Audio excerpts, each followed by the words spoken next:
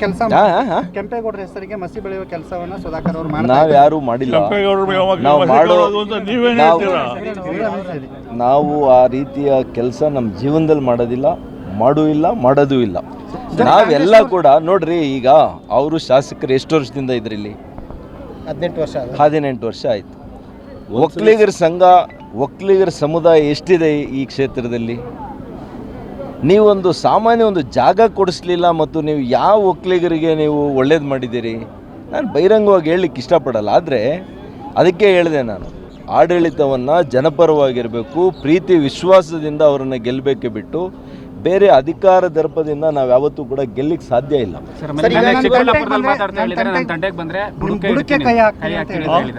ನೋಡಪ್ಪ, ಕೂಡ ಅಲ್ಲ ರೀ, ಇವೆಲ್ಲ ಈ ಭಾಷೆಗೆ ನನ್ನ ಹತ್ರ ಉತ್ತರ ಇಲ್ಲ.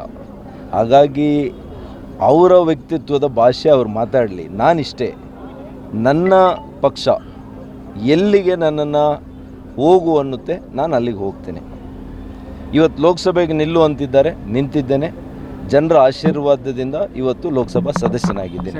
ನಾಳೆ ಅವರು ಎಲ್ಲಿಗೆ ಹೇಳ್ತಾರೆ, ನಾನು ಅಲ್ಲಿಗೆ ಹೋಗ್ತೇನೆ. 28ಕ್ಕೆ ನೀವೇ ಯಲಹಂಕದ ಕಾಂಗ್ರೆಸ್ ಅಭ್ಯರ್ಥಿ ಅನ್ನೋ ಮಾತುಗಳು ಕೇಳಿ ಬರ್ತಾ ಇದೆ ಸರ್. ನಿನ್ನೆ ಅದೇ ರೀತಿ ಅವ್ರು ಹೇಳಿದ್ದಾರೆ. ವಿಶ್ವನಾಥ್ ಯಾವ ಪಕ್ಷದ? ಅವರಿಗೆ ಮತಿ ಭ್ರಮಣೆ ಆಗಿರ್ಬೋದು. ಅವರು ಒಂದ್ಸಲಿ ಅವರು ನಿಮ್ಯಾನ್ಸಲ್ಲಿ ಹೋಗಿ ಚೆಕ್ ಮಾಡಿಸ್ಕೊಳಕ್ಕೆ ಹೇಳಿ. ನಾನು BJPಯ MP, ದೇಶದ ಪ್ರತಿಷ್ಠಿತ ಎರಡು ದೊಡ್ಡ ಪ್ರಮುಖ ಒಂದು ಸಮಿತಿಗಳಲ್ಲಿ ಸದಸ್ಯನಾಗಿ ಮಾನ್ಯ ನರೇಂದ್ರ ಮೋದಿಜಿಯವರ ಆದರ್ಶದಲ್ಲಿ, ನಾಯಕತ್ವದಲ್ಲಿ ನಂಬಿಕೆ ಇಟ್ಟು ಕೆಲಸ ಮಾಡ್ತಾ ಇದ್ದೀನಿ.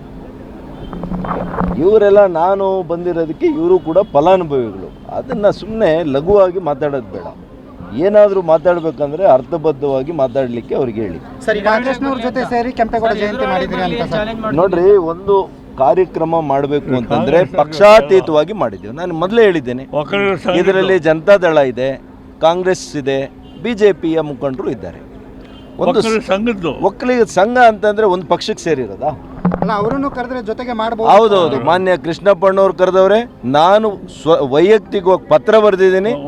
ನನ್ನ PAಗೆ ಅವ್ರು ಏನೇನು ಮಾತಾಡಿ ಕಳಿಸಿದ್ದಾರೆ ಹೇಳ್ಬೇಕಾ? ಹೇಳ್ಬೇಕಾ? ಆ ಥರ ಅರೇ ಅವ್ರ ನಡತೆ, ಅವರ ಒಂದು ಮಾತು ಹೇಳಿದ್ರೆ ನನಗೆ ಸರಿ ಹೋಗಲ್ಲ.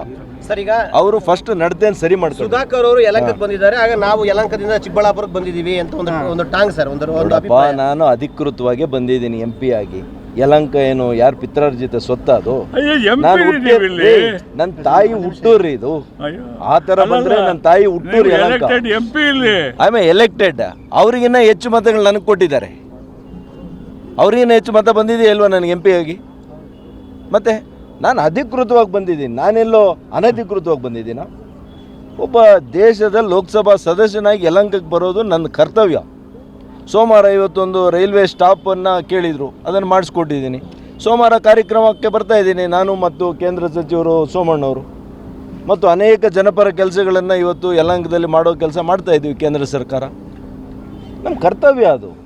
ಅವರು ಕೂಡ ಒಬ್ಬ BJPಯ ಶಾಸಕರಾಗಿ ಅವರ ನಡವಳಿಕೆಯನ್ನು ಅವ್ರು ಬದಲಾಯಿಸ್ಕೋಬೇಕು. ಅವ್ರು ಮಾಡೋ ಕಾರ್ಯಕ್ರಮಗಳಲ್ಲಿ BJP MP ಅಪ್ಪ ಇಲ್ಲಿರೋದು, ಬೇರೆ ಪಕ್ಷದ MP ಅಲ್ಲ ಅಂಥೇಳಿ ನಮಗೆ ಸಹಕಾರ ಕೊಟ್ಟು ನಮ್ಮನ್ನು ಜೊತೆಯಲ್ಲಿ ಕರ್ಕೊಂಡು ಹೋಗುವಂಥ ಕೆಲಸ ಸ್ಥಳೀಯ ಶಾಸಕರು ಮಾಡಬೇಕು. ವಯಸ್ಸಿನಲ್ಲಿ ಹಿರಿಯರಿದ್ದಾರೆ, ಅನುಭವದಲ್ಲಿ ಹಿರಿಯರಿದ್ದಾರೆ. ಆ ಬುದ್ಧಿಯಲ್ಲಿ ಮಾತ್ರ ಸ್ವಲ್ಪ ಹೆಚ್ಚು ಕಡಿಮೆ ಆಗಿದೆ.